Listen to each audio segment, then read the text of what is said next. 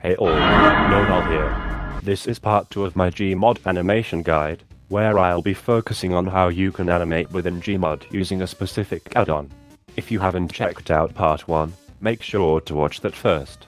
I go over how you can pose models and how to use tools such as No Collide and Weld. The animation tool that I use is Stop Motion Helper, though there are other animation tools for Gmod such as Henry's animation tool, though I don't know how to use it and so I have no idea which one is actually better, though Stop Motion Helper is more up to date.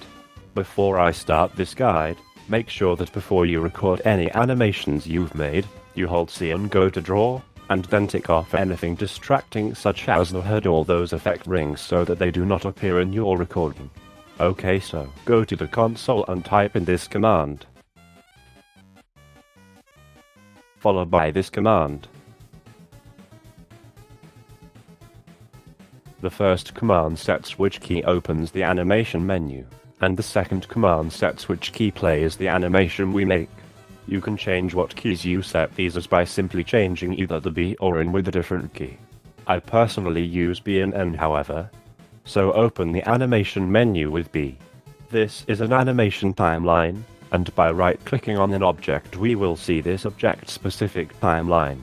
Every object has their own timeline which you can alter independently of each other.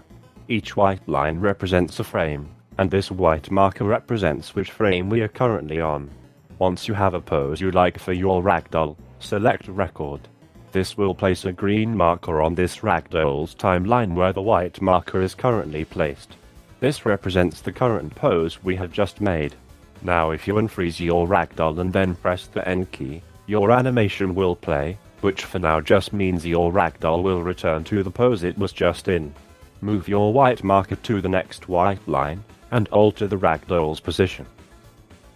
Record this new position, then move the white marker back to the start of the timeline, and press play. We now have a very primitive animation. The animation will begin wherever the white marker is, by the way.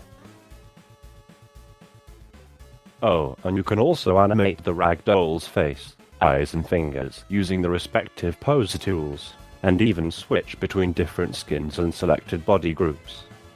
You can move the green markers around on the timeline, and the bigger the gap between the green markers, the slower the animation between the green markers will be. By the way, be careful about moving the green markers, as placing a green marker over a different marker will overwrite it, causing it to be lost. Right-clicking on a green marker will delete it, and pressing the mouse wheel will allow you to drag out an exact copy of that green marker. If you want to make a longer animation, you can extend the length of the timeline by increasing the frame count.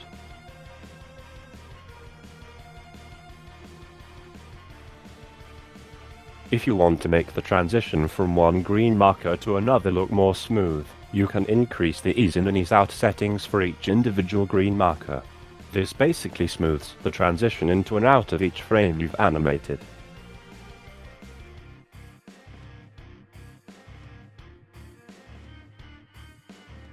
I don't recommend using this for every single frame you make, by the way. If you go via the Settings tab, this will give you some more options for animating. Selecting Freeze All will freeze each frame of your animation, so that the ragdoll remains in position during and after you play your animation, so that its arms don't flail around, for example. I personally keep this on most of the time. Selecting Don't Animate Physics Bones will mean that the ragdoll's main body will not move when you play your animation. I'm pressing the N key right now, but as you can see the animation is not playing and I'm still able to move the ragdoll with my physics gun. However, any facial animations, eye animations, finger animations and skin animations will continue to play. Selecting Ghost Previous Frame will show you what position your ragdoll was in on the previous frame you made, which is very helpful for animating. Ghost Next Frame does the opposite. While Ghost All Entity shows you the ghosts of all other objects and ragdolls. You can change the transparency of ghosts with this slider down here. Enabling smooth playback will make the animation look smoother overall, although this may come at the cost of your computer performance. While enabling disable tweening will remove the animation that plays between frames. You can also use stop motion helper to animate cameras.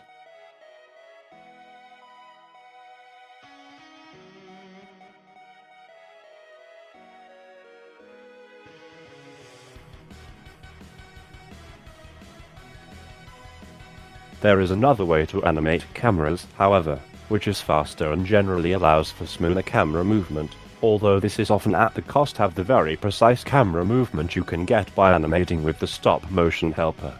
This is by using the Gmod from Cinematic Cameras add-on. Go to CRC Cams at the top right, then go down to Camera Layout.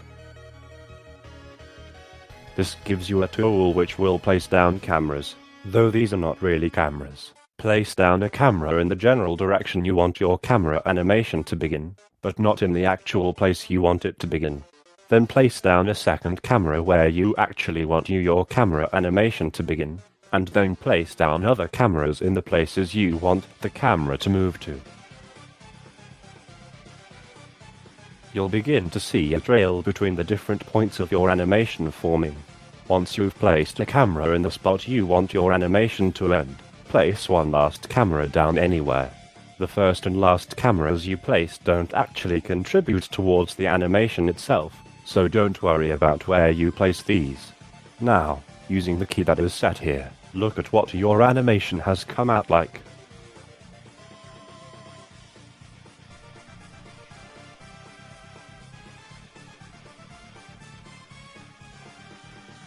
Here are some more tips. I probably should have mentioned this in part 1, but pressing the Z key will remove the previous thing that you had spawned in, so if you're unhappy with where you placed your cameras you can easily undo them without having to go get the remover tool.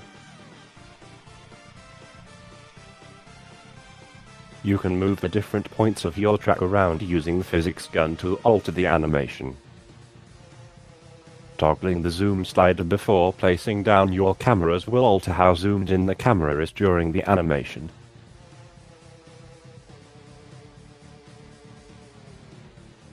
And using the duration editor you can alter how long each section of the animation is.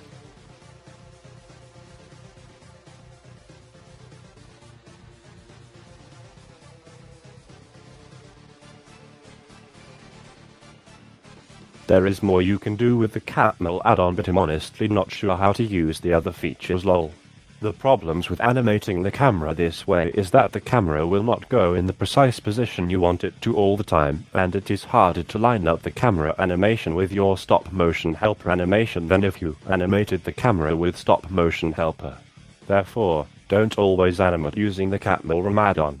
Going to the Properties menu will show you every object that has an animation within the world, and you can switch between each object timeline easily within this menu.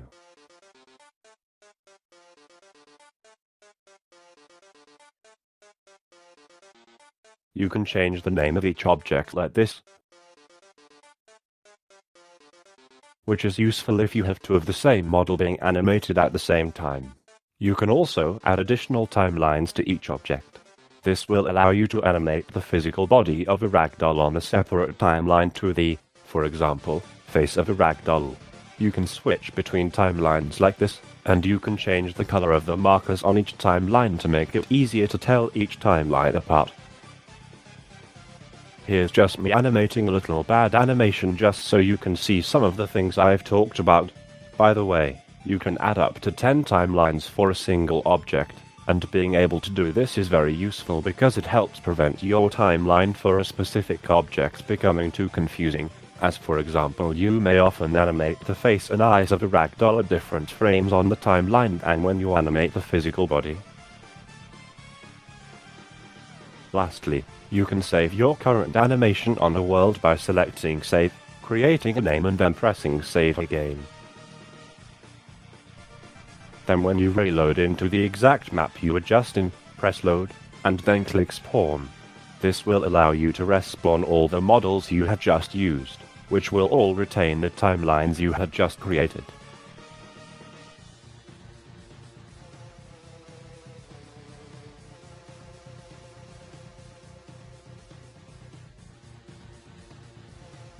Thank you all for watching my tutorial on using the stop motion helper add-on.